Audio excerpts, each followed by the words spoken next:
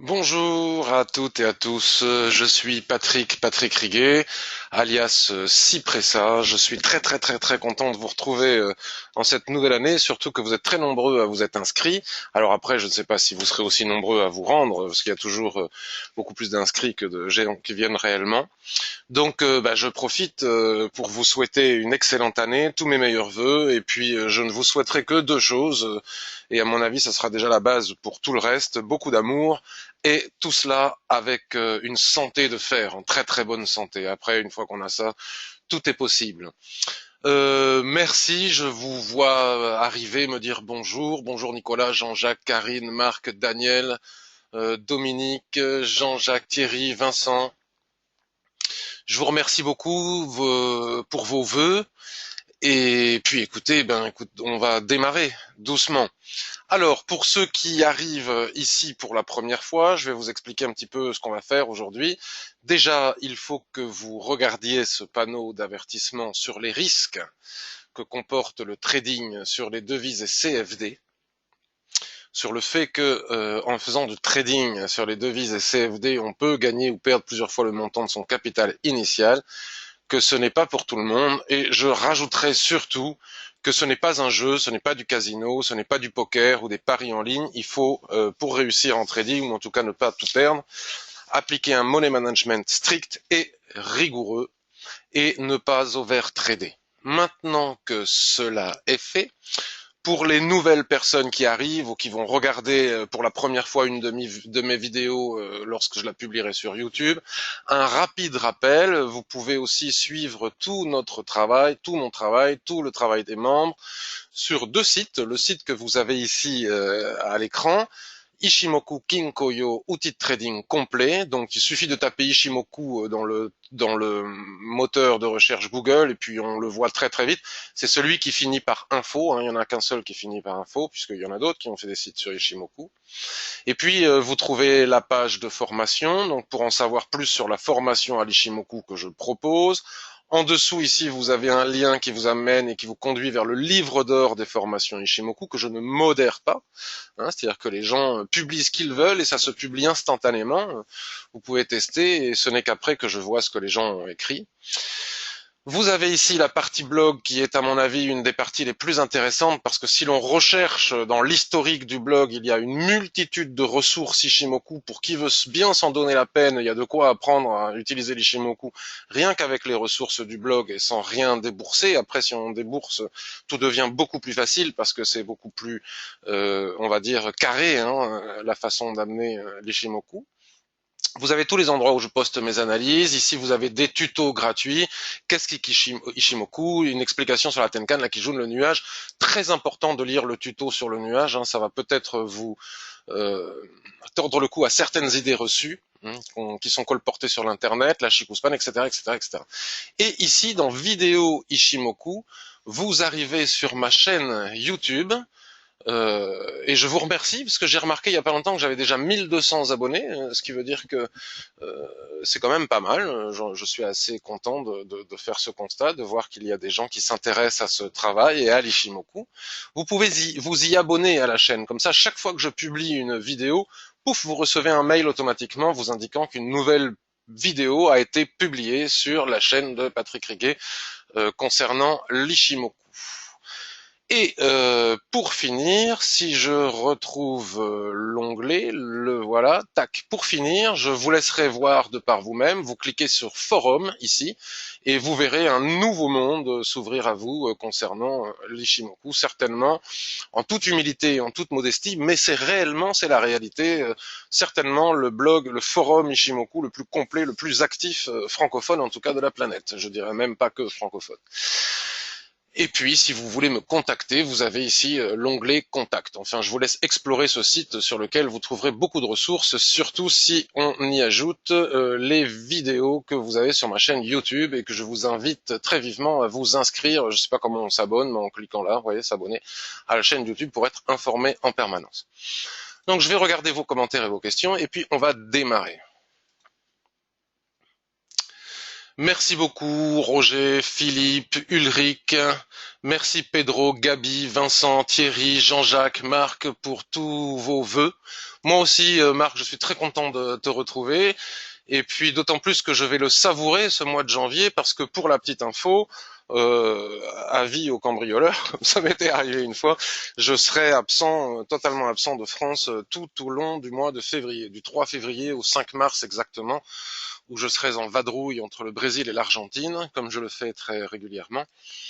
Donc je ne pourrai pas assurer ces revues de marché tous les mardis pendant mon absence, mais je serai là sur le forum, donc c'est pour ça qu'il faut s'inscrire sur le forum, sur le blog. Je serai là sur Twitter et je continuerai à utiliser les cellules de veille pour du forum, qui ne sont visibles que par les membres inscrits au forum, gratuitement bien sûr, mais visibles que par les gens qui font un petit effort, où je continuerai à donner des alertes de trading sur à vue pédagogique hein, sur dans les cellules de veille du forum. Donc je vais profiter de ce mois de janvier où tous les mardis on va se retrouver puisqu'après il va y avoir une longue pause de presque un mois. Donc revenons-en à nos moutons. Donc nos moutons, c'est le marché et en particulier en ce qui me concerne le marché du forex. Je trade un peu les CFD, mais de moins en moins. Comme vous avez pu le constater, je me désintéresse de plus en plus aux indices, aux DAX, aux SP500, etc. C'est très bien, mais c'est à la fois très violent. Avec du recul et en regardant et en analysant mes résultats, etc. Finalement, ce n'est pas du tout ce qui me réussit le mieux, même si à un moment donné j'ai voulu faire moi aussi comme tout le monde, hein, trader le DAX, etc. Mais c'est pas ce qui me réussit le mieux. Ce qui me réussit le mieux, c'est la patience, attendre, savoir attendre qu'un plan de trading se déclenche, le préparer. Et s'il se déclenche, on y va. S'il se déclenche pas, on n'y va pas. Parfois, cela peut faire que l'on a 3, 4 trades dans la semaine, comme cela peut aussi impliquer qu'on ne trade pas pendant plusieurs jours. Vous savez, moi, j'ai pas tradé depuis très longtemps maintenant, et ça ne m'a pas empêché de faire de jolies petites plus-values à la fin du mois. Rien qu'avec 4-5 trades dans le mois, comme je l'explique toujours. Donc le Forex, c'est parfait pour cela, même si bien sûr je vais continuer à trader le DAX, l'US 30 ou le SP500, ou éventuellement une fois par an le CAC, comme ça si une opportunité claire, nette et précise se propose à mes yeux. Puisqu'il s'agit d'œil en ce qui concerne Ishimoku, voir l'équilibre du marché en un clin d'œil. Et c'est pour ça que je vais vous proposer de commencer avec l'euro USD. Donc je vais vous dire aussi ce que l'on va faire ce matin. Je ne vais pas faire comme la plupart de mes copains traders, analystes, fournisseurs de signaux, etc., qui ont déjà eu la patience de faire une rétrospective de ce qui s'est passé en année 2016 et qui font une prospective de ce qui va se passer sur l'année 2007. Moi, j'en sais rien du tout. Et franchement, entre les banques centrales, la géopolitique mondiale, l'instabilité que l'on électorale, mondiale, etc., etc., je ne trouve pas que ça soit extrêmement intéressant en ce qui me concerne d'essayer de faire des prédictions sur ce qui va se passer en 2017. Franchement, j'en sais rien du tout. Et puis comme je fais plus ou moins que de l'intraday, ça n'a pas un intérêt majeur en ce qui me concerne. Donc en ce qui concerne l'euro USD, donc l'idée de ce que l'on va faire ce matin, excusez-moi, je suis pas super bien réveillé encore, et comme tout le monde, j'ai des petits restes de gueule de bois. Euh, on va regarder un petit peu, mais franchement, je crois qu'il est imprudent de trop faire de plans de trading maintenant à la sortie des fêtes comme ça par expérience ça prend un peu de temps et puis tant que le marché américain n'aura pas ouvert cet après-midi et qu'on n'aura pas passé les premières statistiques de la journée, vous voyez, c'est important. Moi je retrouve les graphiques, ça fait très longtemps que je les ai pas regardés et je vois que cet après-midi à 16 heures on a l'ISM manufacturier, on a quelques statistiques américaines tout de suite après l'ouverture de Wall Street.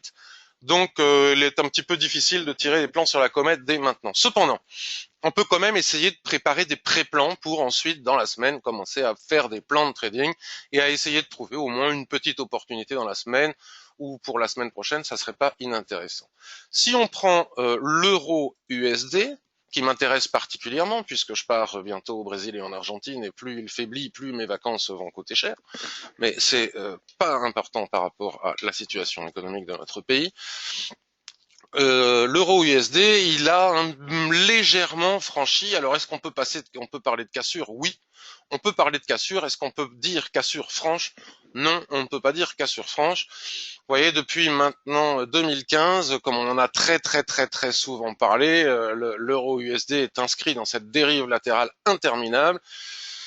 Je me souviens qu'en avril 2016, on avait envisagé des ventes ici, vous voyez, et puis l'idée c'était d'envisager des achats ici. Bien évidemment, on ne pouvait pas faire cela avant les fêtes, et puis il est compliqué de faire cela en swing avant l'investiture de Trump. Enfin, ça risque de bouger un petit peu aussi. Bon, a priori, tout laisse penser que le dollar devrait continuer à se renforcer et que l'euro devrait continuer à s'affaiblir. Maintenant, il en faut des démonstrations et des preuves que l'on n'a pas encore graphiquement. Vous voyez, bien que le dernier rempart que nous avions ici à 1,0468 est lâché, aujourd'hui on est à 1,0430, donc franchement sur du très long terme comme ça, 30-40 points de cassure sous cette borne basse de cette dérive latérale qui dure depuis maintenant pratiquement 3 ans, c'est peanuts. Hein, c'est rien du tout. C'est vraiment pas, on peut pas considérer ça comme un signal franc de trading. Alors, ce qui était intéressant de voir, c'est que là, sur les dernières semaines, on avait des signaux de retournement, mais des signaux de retournement qui ne sont pas véritablement valables dans le sens où on avait déjà cassé ici. Mais en tout cas, on voit bien qu'il y a une bataille, que les intervenants sur le marché se battent pour la conquête ou oui, ou la défense de ce support. C'est ce qui explique les mèches. Vous voyez, les vendeurs qui sont partis depuis tout là-haut essayent d'enfoncer le support, et ici les acheteurs se présentent. Vous voyez, ne laissent pas franchir les 1,0357, ils se présentent. C'est pour ça qu'on voit des mèches. Ils essayent à chaque fois de reprendre la main. Il est probable aussi qu'en fin d'année, et pour inscrire ces plus-values dans leur portefeuille, de nombreux investisseurs aient pris des bénéfices ici. Ce qui explique aussi ces mèches, et ce qui explique pourquoi ce signal de retournement ne fonctionne pas et pourquoi on repart actuellement à la baisse. C'est-à-dire qu'une fois les bénéfices pris, on repart dans le sens de ce qui a l'air de se produire, c'est-à-dire la baisse. Donc maintenant, à très court terme, est-ce que l'on peut faire quelque chose par rapport à cette analyse? Certainement. Rien qu'en regardant comme ça, je vais encadrer les corps des chandeliers, mais il faut tenir compte aussi des mèches sur les unités de temps inférieures. Et je vais basculer sur un graphique H4, j'irai plus vite avec les autres actifs après. De toute façon, j'ai regardé vite fait ce matin, j'ai pas vraiment de plan de trading à proposer. Vous voyez, le rectangle que l'on a encadré, bon, on va le défaire et le refaire. Mais vous voyez, hein, j'ai encadré les prix, hein, la clôture des prix, et puis tous les dépassements qu'on a en bas ici, ce sont les mèches que l'on a vu apparaître sur le graphique hebdomadaire. Donc si on encadre les mèches du graphique hebdomadaire, bon là il y a une espèce d'excès haussier, bon, là-haut, on a quelque chose comme ça pour le moment, vous voyez. Donc là, on a aussi regardé où sont les prix ici et maintenant. Donc ça, c'est intéressant de constater qu'on peut encadrer toutes les mèches sur le graphique hebdomadaire. Vous voyez l'espèce d'hésitation que l'on a vue sur le graphique. Je vous la remontre pour les personnes qui débutent parce que je suis pas suffisamment clair. Vous voyez ici, je parlais de ce support et de la bataille pour ce support. Tant qu'on ne casse pas les plus bas ici, on peut pas dire que les vendeurs aient totalement gagné la bataille. Vous voyez, bon, de toute façon, regardez comme on est très loin de la Tenkan-sen. Tiens, mes réels volumes réapparaissent alors qu'ils plantent depuis quelques jours. Bon, mais c'est parfait, ça veut dire que tout se remet en marche. La Tenkan-sen, elle a pour vocation, hein, je donne pas des cours Ishimoku ici, hein, vous le savez très bien, mais quand même, je peux rappeler quelques règles élémentaires. Ne jamais oublier que la Tenkan-sen, elle a pour vocation de coller au prix. Lorsque les prix s'éloignent trop fortement de la Tenkan-sen, c'est une situation de survente ou surachat, et c'est une indication extrêmement viable. C'est-à-dire qu'on ne pourra pas descendre beaucoup plus bas tant que la Tenkan-sen restera si loin des prix. Donc en général, ce qui se passe, soit on a ce qu'on appelle un rebond, un repli, un pullback, euh, les prix qui reviennent sur des niveaux soit de Fibonacci. Ici, on a le niveau 50% de Fibonacci. Vous savez que le plaqué jaune ici, c'est 50%.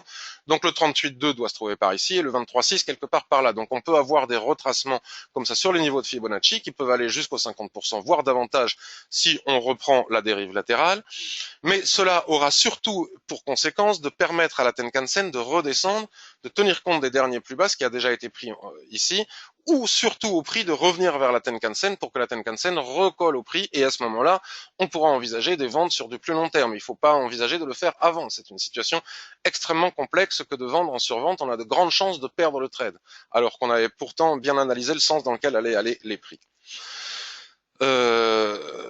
je sais plus pourquoi je raconte tout ça. Donc ici, on a encadré plus ou moins, vous voyez, les mèches. Bon, voilà, les mèches de cette bataille pour la conquête, voilà, c'est ça, de ce support. Et donc peut-être que l'on peut trader dans cet espace. C'est ce que je regardais sur le H4. Voilà, ici on retrouve, on pourrait prendre les mèches qu'il y avait plus haut, hein, mais ici c'est pas mal. Nous avons ici le nuage qui se met à plat. Donc ici, et ça c'est la zone d'équilibre, si vous voulez, entre le niveau sur lequel se trouvent les prix actuellement. Il faudrait que je dessine un deuxième rectangle, hein, pour ceux qui ont du mal avec les rectangles. Mais si jamais ce seuil casse, donc on va le matérialiser par une droite horizontale, tac, voilà, c'est fait. J'attends que ça arrive à vous parce qu'il y a un peu de lag de temps en temps. On voit bien que c'est un support qui a été travaillé. Vous voyez, regardez comme les prix travaillent ce support. Et tac, si on casse ce support, la probabilité de venir chercher le bas du range actuel à 1,0365 est assez forte, ce qui nous donne quand même 70 points. Ce qui nous donne 70 points. Bon, peut-être que là va y avoir un rebond, mais on ne le sait pas encore. Donc, ce que l'on peut faire, c'est ajuster. Voilà, pour plus de sécurité, vous voyez, on peut ajuster sur les plus bas ici. Vous voyez, on attend que les prix viennent se fracasser ici sur ce support. Et à ce moment-là, pour de l'intraday, et là vous avez une analyse dynamique avec l'Ishimoku, on a analysé le weekly, on est passé sur le H4 et maintenant on va aller affiner tout ça sur le 15 minutes pour trouver un plan de trading intraday. Donc c'est intéressant de voir qu'ici en intraday, il y a une cassure ici par rapport à la semaine dernière. Regardez comme la Tenkan-sen a du mal à suivre. Les prix hésitent. On dessine ici un petit marteau sur le niveau de support que j'avais tracé un peu plus haut, mais que par sécurité, j'ai descendu ici. Et regardez, si ce niveau casse, l'idée que l'on peut conserver en tête pour la journée, c'est d'attendre que toutes les lignes de l'Ishimoku redescendent, puisque là on est en situation de survente, que les prix reviennent tester au minimum ce support ici devenu résistance, voire éventuellement la Kijun-sen qui va souvent se situer au-dessus, d'accord? Il va souvent se situer au-dessus. Et à ce moment-là, si nous avons sur le 15 minutes des chandeliers de retournement, j'en parle de plus en plus souvent des chandeliers japonais, je vais vous raconter aussi quelque chose, j'ai un projet à ce niveau-là. Si on a des chandeliers de retournement soit sur le plaqué jaune qui va redescendre quelque part par là, soit sur ce niveau, à ce moment-là, on peut envisager de vendre après le repli, hein, ne pas vendre la cassure, on est en survente. Après le repli sur ces niveaux, on pourra éventuellement envisager de vendre que et uniquement que si nous avons des signaux de retournement pour venir chercher le support le bas de la dérive latérale d'attente sur le niveau des 1,0365. Donc voilà le premier plan de trading que l'on peut surveiller pour aujourd'hui ou pour les jours à venir. Évidemment, ce n'est pas parce qu'on a un plan de trading qu'il est réalisable. Supposons qu'avec la statistique cet après-midi, poum, ça aille le chercher d'entrée. Bon, ben voilà, ça fait partie du trading. On n'aura pas pu rentrer. C'est imprudent de vouloir voir les prix qui chutent et de se dire je veux vendre, ça vend, tout le monde vend, les gens sont en train de gagner de l'argent, moi je vends pas. Parce qu'au moment où vous allez le faire, vous allez sans doute devoir subir le pullback. Donc voilà le premier plan de trading de l'année euro-USD à la baisse ici. Bien évidemment, la probabilité que nous ayons ici des chandeliers de retournement, mais pour rebondir dans l'autre sens, tel que l'on l'a vu sur le H4, est importante aussi, mais je n'irai pas, j'aurais tendance plutôt à chercher le sens de la tendance, d'autant plus que, voilà, il faut être prudent, donc si en 15 minutes ici il y a des chandeliers de retournement, je ne partirai pas à l'achat pour revenir chercher le haut du range qui est ici. J'aurais plutôt tendance à laisser casser en intraday sur ce niveau, et puis à attendre un pullback tel que je l'ai expliqué, et pim, revenir chercher le bas du range ici. Bon, on verra si ça se produit ou pas, c'est le propre d'un scénario de trading. On a le scénario, il se déclenche, on y va, il ne se déclenche pas, mais c'est pas grave, on refera un plan demain. Voilà pour l'euro USD. Donc après, bon, ben, GBP USD, j'ai pas grand chose à dire, hein, c'est extrêmement baissier, hein, vous savez qu'il y a toujours c'est relativement propre, vous voyez, on a de jolis paliers, ça descend par palier, vous voyez, tout ça c'est des ranges hein, d'attente dans la tendance, hein, c'est voilà, c'est souvent des signaux de continuation, c'est souvent soit des drapeaux, soit des figures chartistes de continuation, vous voyez. Tac, on casse un niveau, on range, on casse un niveau, on range, un petit peu comme ce que je prévois de faire sur l'euro USD. Ici, on est quand même en forte situation de survente, là je suis sur de l'hebdomadaire. Alors, voyons voir. Ouais. Bon, pas évident. En tout cas, ce qui est sûr, c'est qu'on est, voilà, si ce niveau vient à casser, pour pouvoir continuer à vendre la livre sterling, comme on n'a plus de repères hein, au niveau de l'Ishimoku, même sur les unités de temps les plus importantes, puisqu'on n'a pas assez d'historique, puis parce qu'on est sur des plus bas, à ce moment-là, il faut tracer, tel que je vous l'avais montré sur les vidéos précédentes avec le SP500, qui a parfaitement bien fonctionné. Je ne sais pas si vous l'avez vu, mais ça a parfaitement bien fonctionné. Les extensions de Fibonacci, c'est ce que tous les traders font lorsqu'ils n'ont plus grand chose, n'ont plus de seuil à se mettre sous la main. Ils ont leur figure chartiste toujours, mais bon, pour fixer les objectifs en dehors de la fameuse règle du balancier chartiste qui a ses limites, pour trouver des objectifs donnés par les prix, eh ben on n'en a pas, donc on trace les extensions de Fibonacci et ça donne des seuils vraiment très pertinents. Moi, je ne traite pas la livre sterling, hein, j'ai pas changé, je continue à le. Bon, éventuellement, je peux le faire peut-être en intraday comme ça s'il y a une opportunité, mais j'évite parce que je trouve que c'est quelque chose qui peut devenir très volatile à tout moment. La moindre déclaration politique concernant le Brexit, ça peut partir dans tous les sens. AUD-USD, eh bien écoutez, c'est toujours en dérive latérale. De toute façon, il fallait pas s'attendre à autre chose que des dérives latérales pendant les fêtes. Hein. Comme je vous le dis très souvent, ici, l'Ishimoku nous montre que nous avons une tendance parfaite. Donc quand l'Ishimoku nous montre que nous avons une tendance parfaite, eh bien on s'appuie sur la ligne de l'Ishimoku. Regardez comme ça fonctionne bien, les replis sur la Kijun-sen. Et puis tac, dès qu'on a un twist, tout cela rentre en dérive latérale. Et il n'y a que lorsque l'on sortira de la dérive latérale dans un sens ou dans l'autre qu'on pourra dire qu'il y a soit une continuation de tendance, soit un changement de tendance. Pour le moment, ce n'est pas fait. Donc là, un petit peu, c'est très ressemblant à l'euro USD et c'est normal. Euh, on aurait pu, vous voyez, ce que j'étais en train de dessiner sur l'euro USD est en train de se passer par anticipation sur l'AUD USD. On pourrait étendre ce rectangle de cette manière-là. Vous voyez. Donc là, j'explique pas pourquoi et comment. Hein. Si vous voulez comprendre pourquoi et comment, il faut me poser les questions sur le forum. Les revues de marché ne sont pas là pour que j'explique pourquoi et comment. La formation, oui, le forum aussi, mais pas les revues de marché. Sinon, ce serait très très long. Donc, on pourrait étendre la dérive latérale jusqu'au point bas qui est ici, hein, matérialisé par le plus bas des prix ici ou ici. Hein, si on veut par plus de sécurité, on prend le plus bas précédent ici.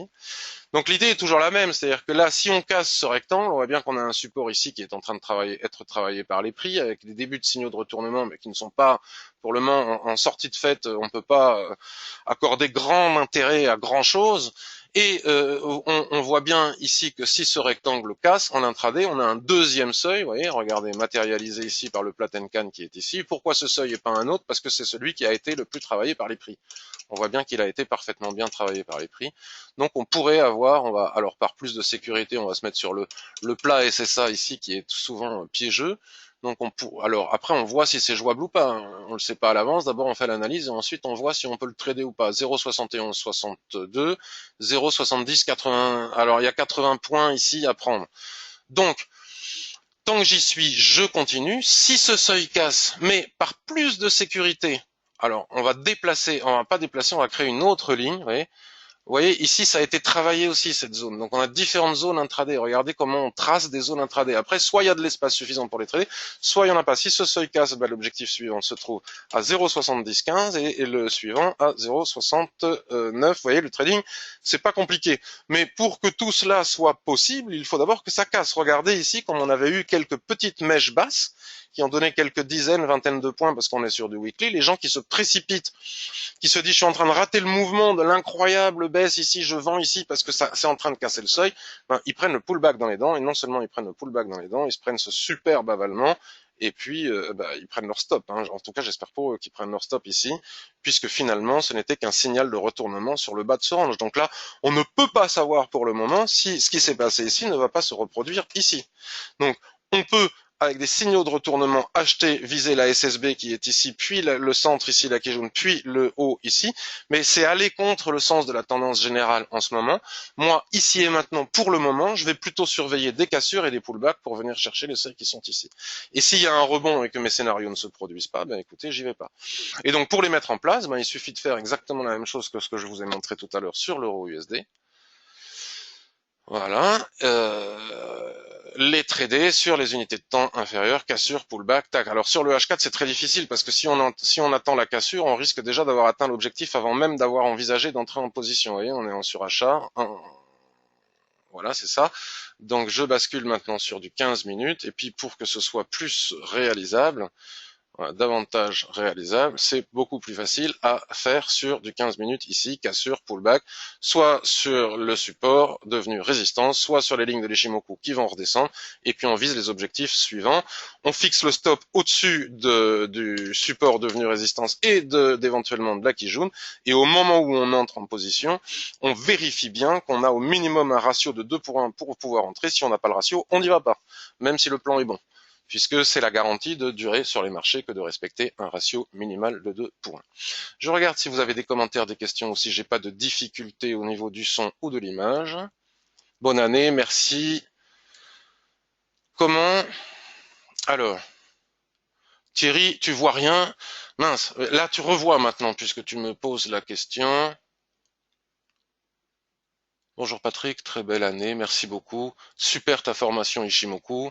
Je la digère pour la relire très vite. Ah voilà, je trouve j'ai trouvé pour les questions. Hello tout le monde. Alors, bonne année Ayuba, toi aussi. Sur Euro USD, comment est trouvé le niveau 1,0410? Alors, je reviens sur Euro USD. Alors, le niveau 1,0410, c'est lequel? 1,0410 ici. Comment est-ce qu'il est trouvé ce niveau? Alors, j'ai dû vous le montrer tout à l'heure. Bon, et déjà, ici, regarde, ici, tu as des supports des prix. Il faut tenir compte du support des prix, regarde. Là, on voit bien, regarde, c'est un niveau parfaitement bien travaillé, aussi bien avant de casser qu'après la cassure. Regarde ici, les prix hésitent. Donc, on a déjà rien qu'ici, on a une information. Mais à mon avis, on l'a trouvé ailleurs, cette information. Je me rappelle plus, puisque une fois que c'est fait, c'est fait. 1,0410. 1,04, 1,0410, c'est le plus bas des prix, tu vois. Regarde, c'est tout simplement le plus bas des prix ici sur le weekly. Alors, peut-être tu étais pas là quand j'ai démarré l'analyse euro-USD, c'est le plus bas des prix qui se trouve ici.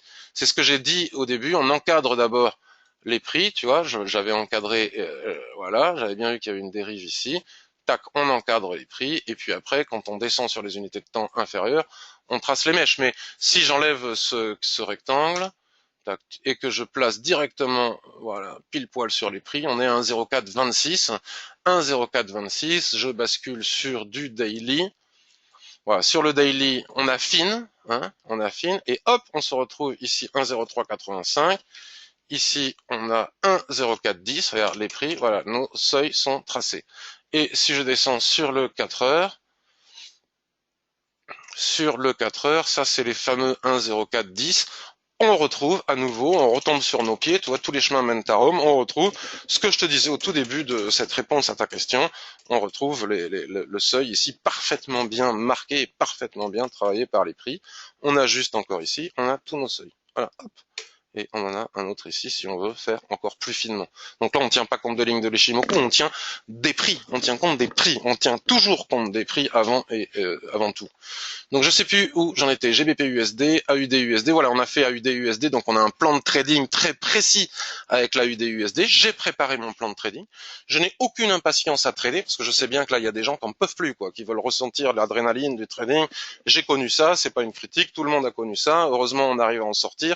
Ceux qui s'en sortent gagneront peut-être en trading, ceux qui n'arrivent pas à sortir de cette besoin d'adrénaline ne s'en sortiront pas en trading. Je sais pas pour être désagréable, mais c'est une triste certitude. Hein, mais voilà. Donc j'ai aucune, je suis pas du tout pressé de trader. Voilà. Si les scénarios se réalisent, je traderai. S'ils ne se réalisent pas, je ne traderai pas et je traderai plus tard. Donc maintenant, on va faire beaucoup plus vite puisque vous avez compris que tout c'est partout pareil. Hein. NZD, USD. Donc NZD, USD, c'est exactement la même chose. Nous sommes dans une dérive latérale. Ici, on a le milieu de la dérive latérale. Regardez, les prix ont cassé la dérive latérale. Se replient exactement comme ce que je vous montrais sur le 15 minutes. Ce que je veux faire en 15 minutes sur l'euro USD ou sur l'AUD USD, et se fait ici sur le weekly. La technique, la manière d'analyser, la façon dont fonctionne le marché est toujours identiquement la même, que ce soit sur du 15 minutes ou sur du weekly. Ou le trading, c'est une question de timing, d'avoir le bon timing pour entrer en position, tel que j'envisage de le faire sur euro USD ou AUD USD. Et si on applique le fameux ratio, ça aide à trouver un bon timing et à ne pas rentrer avec des trades un peu bancals, parce que quand on n'a pas un ratio de 2-1, c'est de toute façon bancal.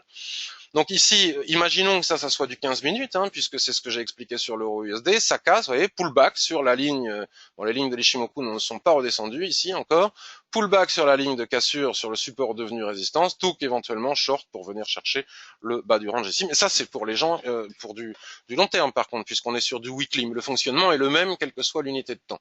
La procédure d'analyse est la même. Donc là, l'analyse jusqu'à présent des paires en dollars est extrêmement simple, c'est de la dérive latérale. Hein.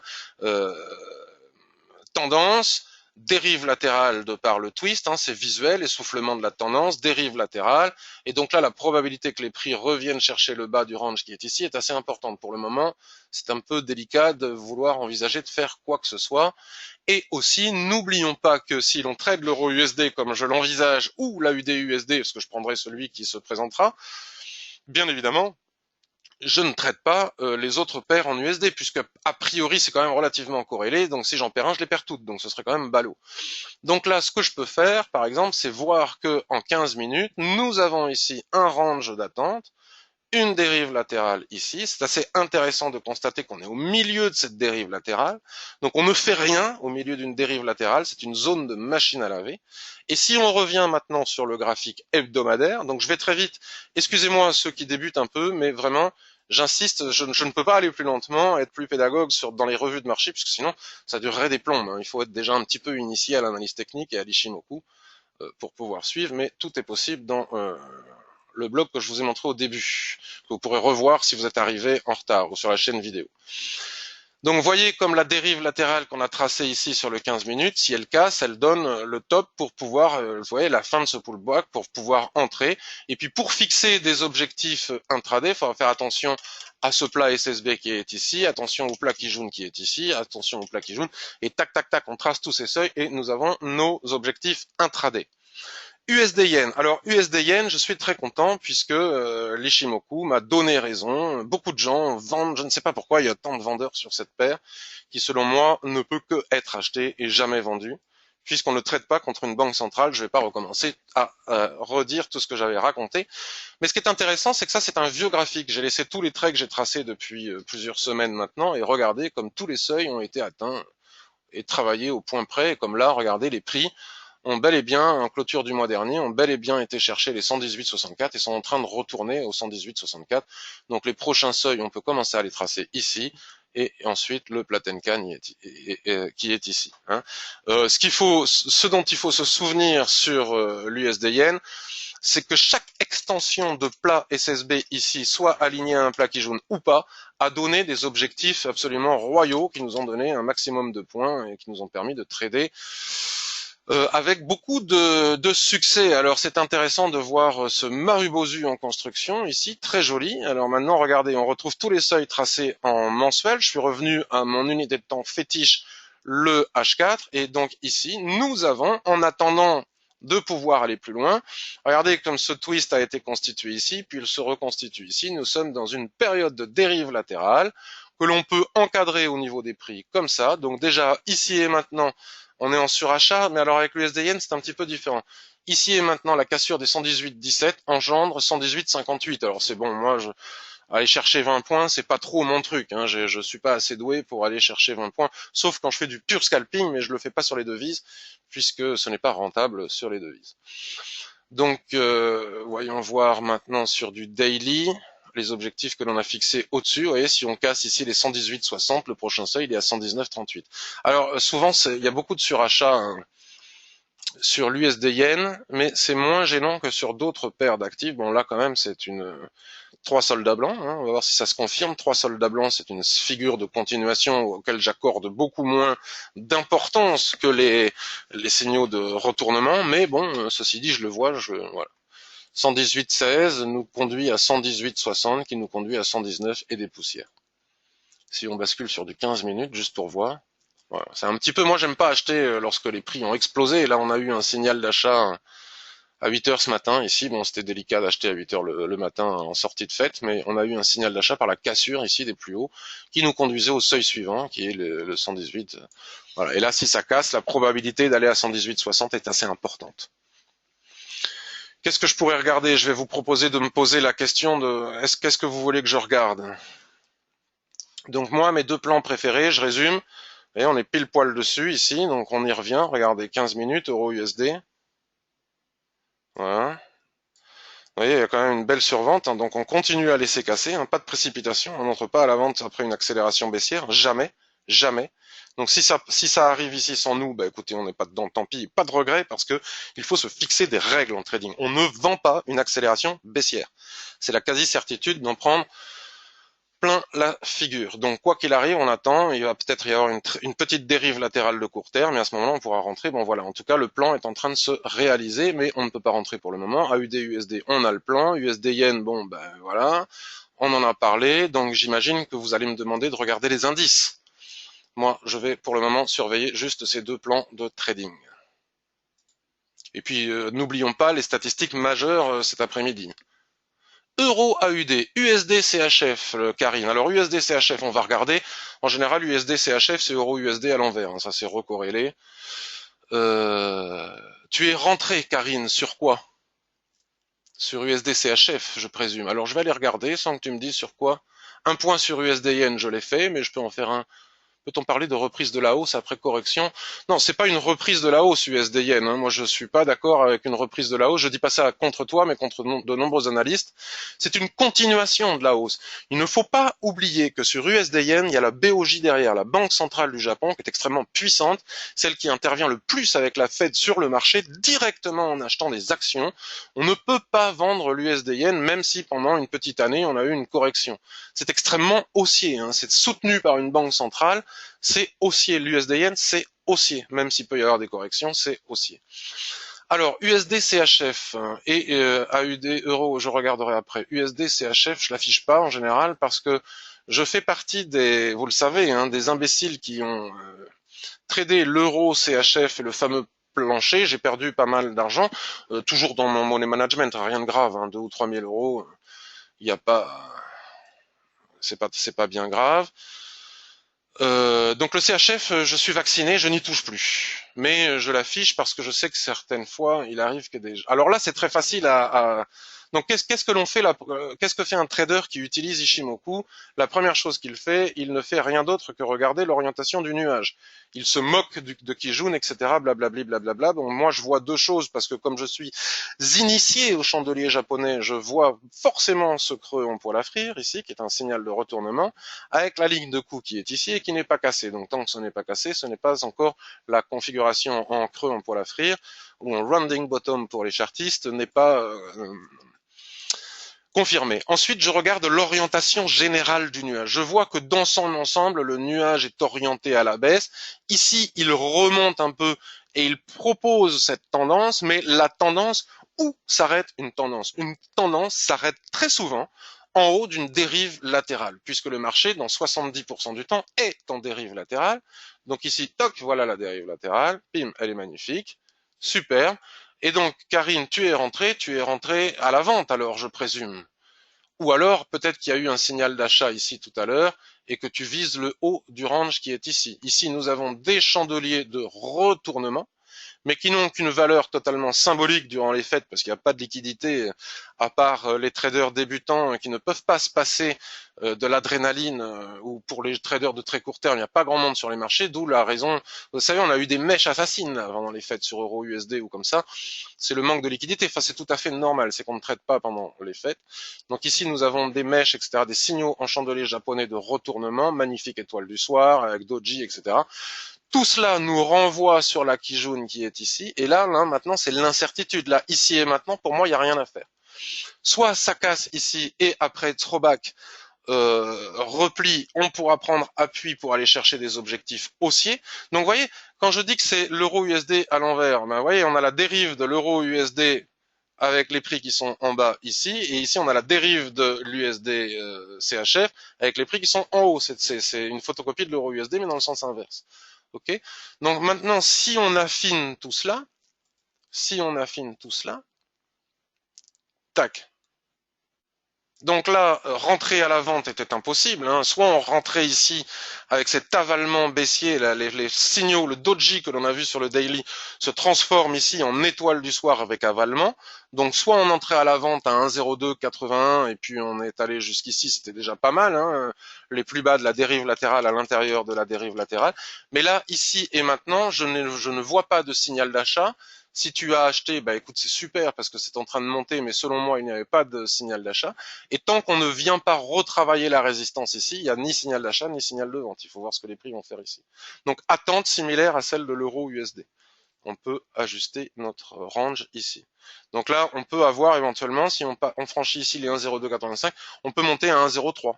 C'est tout à fait possible que de monter à 1,03. Donc je vais regarder, qu'est-ce qu'on m'a demandé aussi. Alors, je suis rentré, me dit Karine. Alors, j'essaye de comprendre comment tu es rentré. Cassure du range. Alors, peut-être du range en plus court terme à la hausse alors. Oui, sans doute. Mais alors attention, parce que tu achètes une accélération haussière, ce que je te montrais sur l'euro USD. Donc l'objectif, c'est difficile à mettre. L'objectif, il est là-haut, là. Il est à 1,03 et des poussières. Mais on n'a aucune certitude qu'on y aille en ligne droite sans repli. Il pourrait tout à fait y avoir un repli violent. Donc achat sur cassure, donc probablement ici après le doji. Attention, acheter après un doji, c'est dangereux. Mais enfin bon voilà, donc tu as dû rentrer à 1,0257 j'imagine. Tu es à 1,0275. Tu dois avoir ton stop aux alentours des 1,0240 et tu vises les 1,03. Voilà.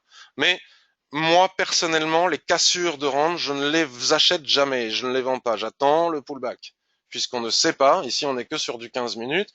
Si on va voir sur du 1 heure, la bougie, ça a cassé. Ah, là ici, il y a une résistance. On est sur résistance ici et maintenant. Ça a cassé ici à 1,0258, c'est ce que je dis. Donc le stop, il doit être à 1,0210 et l'objectif à 1,03. Mais bon, attention au ratio.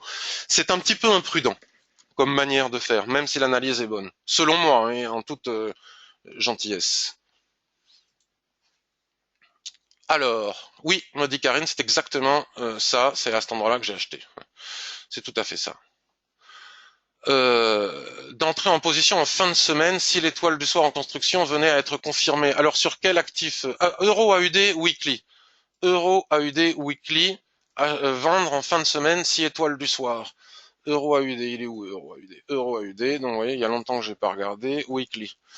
Alors Ayuba, Euro AUD. Tu vois, j'ai tracé ce vieux rectangle, je suis toujours dedans. C'est pas mal, effectivement. Alors, le problème, c'est que, attention, il faut toujours savoir où se trouvent les prix par rapport au range et à la tendance. Les gens voient les tendances, on leur a appris à voir les tendances, mais on ne leur a pas appris à voir où commence une tendance et où s'arrête une tendance. Et une tendance s'arrête souvent euh, en plein milieu d'une dérive latérale. Alors, je vais tout nettoyer pour reprendre à zéro. Donc, weekly, nous avons effectivement cette grande dérive latérale. Bon, on va faire comme ça, on va pas s'embêter en haut. C'est pas mal puisqu'on est dans la phase descendante. C'est-à-dire qu'ici, on a eu l'avalement. Voilà, repli, on est dans la phase descendante, on est bien incrusté dans la tendance. C'est une jolie vente, Ayoub. On est bien, techniquement en tout cas, on est bien incrusté dans la tendance descendante à l'intérieur du range, vous voyez, qui va probablement s'arrêter ici, sauf si l'on casse. Donc ici, les prix sont venus chercher un support intermédiaire, ici, tac, on le trace, puis de toute façon, ils se sont arrêtés ici, donc c'est qu'il y a forcément un support que l'on retrouve ici, là où je fais des petits ronds à gauche de mon écran, que l'on retrouve quelque part par là, etc. Ils se sont repliés de 50%, c'est-à-dire qu'il y a eu un repli de 50%. On peut constater qu'à chaque fois qu'il se replie, c'est une histoire de récurrence aussi le trading. À chaque fois qu'il se replie sur la Kijun avec la ligne de tendance qui est juste au-dessus, ça c'est très bon. Quand on a une Kijun entrelacée dans une ligne de tendance, c'est très très bon. C'est une belle configuration. Et là, la dernière fois que c'est arrivé, regardez le Doji, puis l'étoile du soir nous a renvoyé vers le bas. Donc ce n'est pas impossible. Alors le problème, c'est que d'attendre la fin de semaine Ayuba pour vendre, c'est toute la difficulté du trading. C'est une des grosses difficultés du trading. C'est-à-dire que si tu attends la fin de semaine, peut-être que les prix seront là, ton stop devra être placé ici, l'objectif soit là, donc tu n'auras plus le ratio pour rentrer. Donc l'idée, c'est d'essayer d'anticiper et de ne pas forcément attendre la fin de semaine. Donc comment est-ce que l'on peut faire ça? Si on bascule sur le daily, alors attention aussi parce qu'on est ouverture de marché après les fêtes. Tout est très instable. Donc si on bascule sur daily, on voit qu'un twist est en train de se former ici et que la probabilité d'une dérive latérale que l'on pourrait tracer comme ceci est importante. D'ailleurs, on voit bien ici, support, tac, tac, tac, tac. On peut abaisser notre ligne de tendance pour l'ajuster sur les unités de temps inférieures. Paf, paf, paf. Donc là, le bon signal de vente, il était directement à la clôture ici. Vous savez, ça c'est ma méthode préférée pour trader les ranges. On a un soulèvement au-dessus du range, les acheteurs sont repoussés au-dessus du range, qui est un seuil majeur à la fois sur la Kijun Weekly et la ligne de tendance dans laquelle s'entrelace la Kijun Weekly.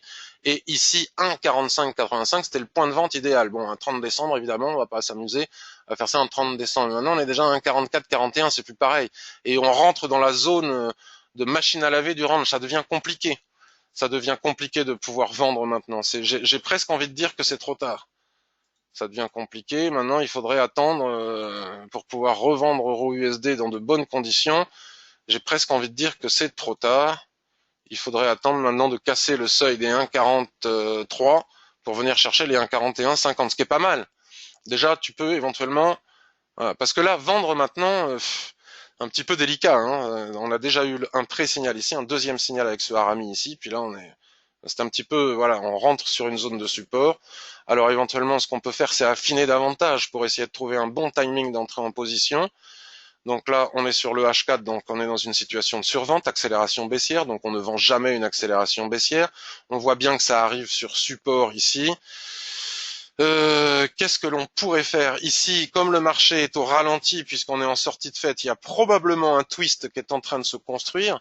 Ce qui pourrait être sympa, c'est d'envisager, voilà, envisager grâce au twist qui est en train de se construire, c'est d'envisager une situation dans ce genre, et rectangle dans le rectangle du rectangle, hein, les fameuses poupées russes. Hein. Donc soit une cassure ici, mais il y a un peu de bruit, il y a le nuage, etc. C'est pas évident en situation de survente, comme je te disais. Mais si le twist ici venait à se confirmer, après cette accélération baissière, nous pourrions avoir un repli soit sur la Kijun ici, soit sur les 1,4596, et à ce moment-là, ce sera de nouveau le bon point de vente pour envisager de vendre ici avec un stop au-dessus de la mèche qui se trouve ici pour venir chercher les objectifs qui sont ici ou ici. Ici et maintenant, là, tout de suite, maintenant c'est trop tard.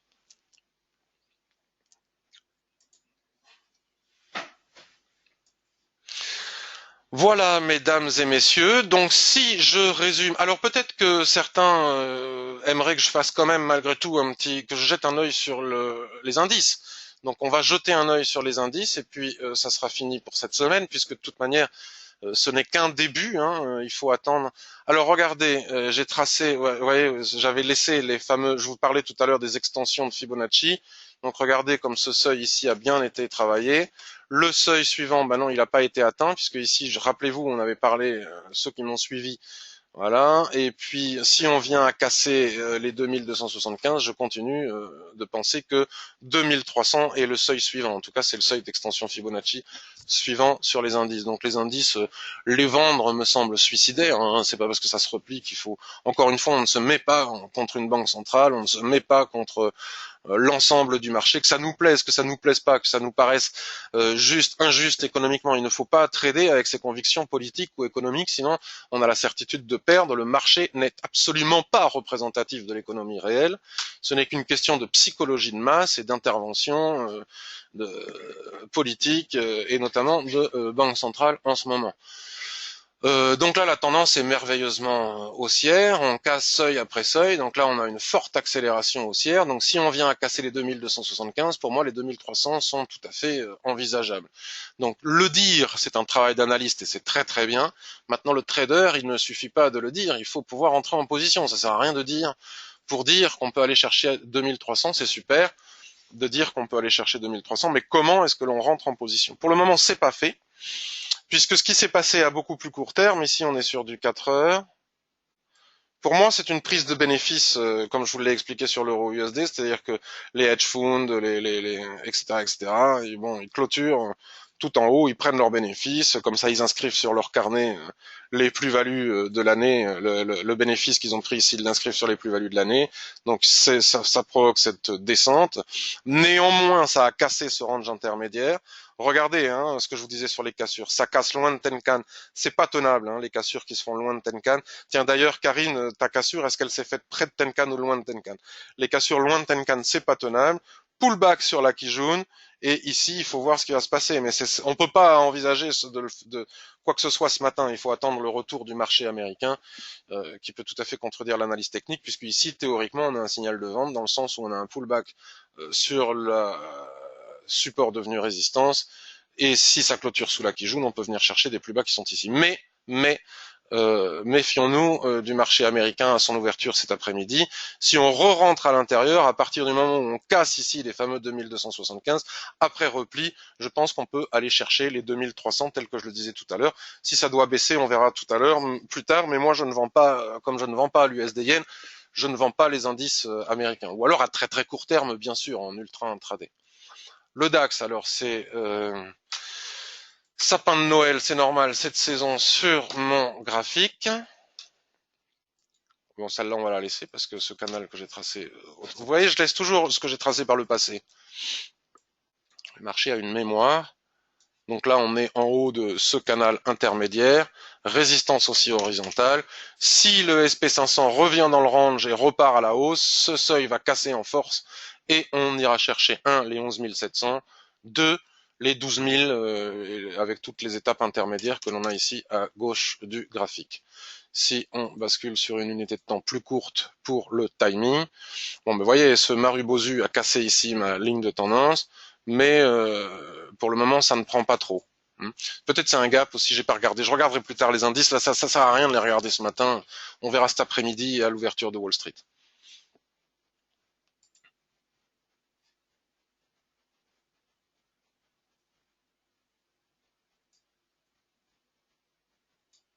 Ah, Daniel me dit, tu parlais des chandeliers et tu avais un projet. Donc l'ESP, j'ai montré, hein, Thierry. Signal baissier ici et maintenant, mais qui ne veut rien dire à cette heure-ci, et probabilité, si on rentre dans le range et qu'on le casse par le haut, d'aller chercher les 2300. Voilà. Attention aux ventes sur le SP500 et le Dow Jones. Il y a eu une prise de bénéfices en fin d'année. On ne sait pas ce que va décider de faire le marché maintenant. Et attention aussi euh, à Donald Trump et à ses déclarations. Pour le moment, tout est euphorique et donc a priori euphorique. Moi, je trouve ça compliqué de trader ces marchés-là actuellement. C'est pour ça que le forex me semble tellement plus simple. Euh, Tu parlais des chandeliers japonais et tu avais un projet, me dit Daniel. Oui, alors il y a de plus en plus de gens. Alors vous savez, je maîtrise les chandeliers japonais. Je suis devenu un spécialiste des chandeliers japonais. Je les aime beaucoup. Je ne comprends pas comment on peut trader sans les chandeliers japonais, mais quand on aime quelque chose, on ne comprend pas que les autres ne l'aiment pas. C'est normal. Pour moi, c'est un outil extraordinaire qui s'adapte à toutes les techniques de trading, que l'on soit chartiste, héliotiste, qu'on fasse du market profile ou de l'Ishimoku. Le chandelier japonais est un outil extraordinaire pour la prise de décision et pour rentrer avec le bon timing, qui peut s'utiliser sur plein d'unités de temps différentes, qui permet d'anticiper les signaux du H4 sur le M15 ou du daily sur le H4. Enfin, c'est un outil d'une puissance extraordinaire qui a pour défaut de ne pas donner d'objectif, mais pour cela on a l'Ishimoku ou autre chose, mais en tout cas qui nous permet d'avoir un superbe timing. Et dernièrement, j'ai mis en lumière l'insuffisance de... Voilà, j'ai eu une discussion sur Twitter avec un analyste qui ne comprenait pas ce que je racontais sur les chandeliers japonais, mais je pense qu'il n'avait pas saisi que les chandeliers japonais sur le forex et les CFD doivent être adaptés. Tous les ouvrages qui ont été faits sur les chandeliers japonais l'ont été faits par rapport au marché action qui est plein de gaps, qui n'existent pas sur le marché du forex, ou en tout cas différemment, et en tout cas certainement pas en intraday. Et aussi, la plupart des ouvrages ont été faits par rapport au daily et non pas à l'intraday. Donc il faut savoir adapter tout ça. Donc j'ai de plus en plus de demandes aussi des gens qui ont suivi ma formation. Quand j'ai la formation totale à l'Ishimoku, où je parle beaucoup des chandeliers, c'est dommage, tu ne parles pas suffisamment, tu n'enseignes pas les chandeliers japonais, mais parce que c'est tout à fait différent. Il y a des gens qui l'ont très bien fait, comme Steve Nisson, par exemple. Mais moi, je vais aussi écrire un petit bouquin, une petite formation sur les chandeliers japonais. Je dis petite, mais qui va me prendre beaucoup de temps parce que j'aime bien faire les choses, hein, comme pour la formation Ishimoku. Où je vais expliquer l'adaptation des chandeliers japonais avec moultes exemples, comme j'avais l'habitude de le faire, des graphiques, sans doute des vidéos, l'adaptation des chandeliers japonais au marché du forex, comment est-ce qu'il faut les interpréter, les comprendre, les lire, en quoi est-ce que les chandeliers japonais sont surtout et avant tout des indicateurs psychologiques de l'état psychologique des intervenants sur des seuils clés, les supports résistance, et non pas une recherche de figures identiques à celles que l'on trouve sur les livres. Enfin, je vais expliquer tout ça. Et je vais faire tout ça. Bien, eh bien écoutez, je vous souhaite une excellente journée. Merci Karine. qui me remercie. Et puis je vais mettre ça sur Twitter tout à l'heure. Si vous aimez bien mon travail, ben, retweetez quand je mettrai le lien vers YouTube. Abonnez-vous à ma chaîne YouTube, faites connaître mon travail. Et puis continuons ensemble pendant cette année 2007 et ce mois de janvier. Je vous souhaite une excellente journée. Je suis très content de vous avoir retrouvé. Merci Roger, merci à tous. Excellente journée et encore une fois, excellente année à toutes et à tous. Bye bye.